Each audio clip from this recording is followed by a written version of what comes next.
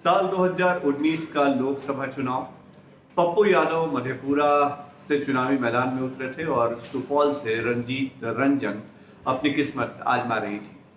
लेकिन ना तो पप्पू यादव चुनाव जीते और ना ही रंजीत रंजन को जीत हासिल हुई।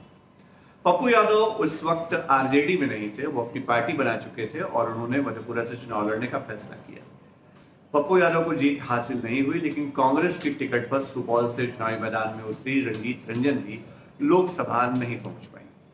पप्पू यादव और रंजीत रंजन दोनों राजनीति में हैं, हालांकि दोनों अलग अलग दलों से राजनीति करते रहे। इन दोनों की तस्वीरें भी अक्सर सामने आती रहीं, संसद भवन से लेकर के बाइक पर सवारी और उसके बाद हर जगह दोनों की केमिस्ट्री देखते बनती थी। लेकिन अब पप्पू यादव तो लोकसभा या राज्यसभा नहीं पहुंच पाए हैं, लेकिन रंजीत रंजन राज्यसभा पहुंच गए हैं।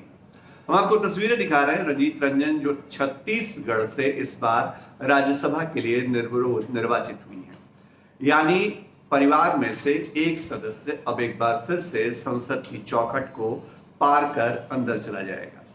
पप्पू यादव और रंजीत रंजन दोनों दिल्ली में लंबे अरसे से रहते रहे। पप्पू यादव ने वहां गरीबों की सेवा के लिए सेवाश्रम चलाया, मरीजों का इलाज कराया, लेकिन पिछले कुछ अरसे से ना तो उनका आवास और ना ही पत्नी रंजीत रंजन का आवास उपलब्ध होने की वजह से उनको तीमारदारी में मुश्किलें आ रही थी, यानी वो जरूरतमंदों की मदद नहीं कर पा रहे थे। लेकिन अब उम्मीद जगी है, रंजीत रंजन एक बार फिर से संसद पहुंच रही हैं, तो उम्मीद की जा रही है कि पप्पू यादव ज्यादा वक्त अब दिल्ली में दे पाएंगे। पप्पू यादव के कांग्रेस में जाने की भी अटकलें या खबरें या सियासी गलियारों में इसको लेकर के चर्चा होती रहती है, लेकिन अब तक तस्वीर साफ नहीं हो पाई है कि पप्पू आखिर किस मॉडल के तहत कांग्रेस के साथ जाएंगे।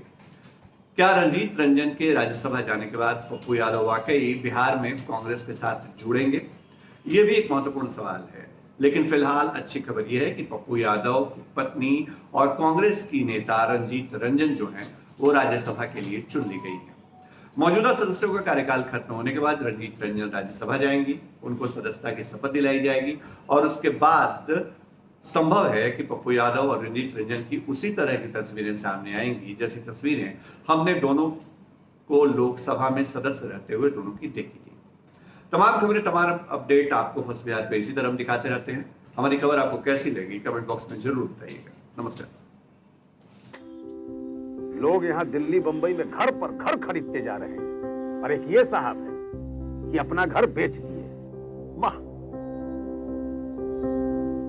रिटायरमेंट का पूरा पैसा लगा दिए थे दिल्ली में घर लेने के लिए। अरे बाबूजी, तो अपना एक नया घर खरीद भी तो रहे हैं ना। नया घर खरीद रहे हैं?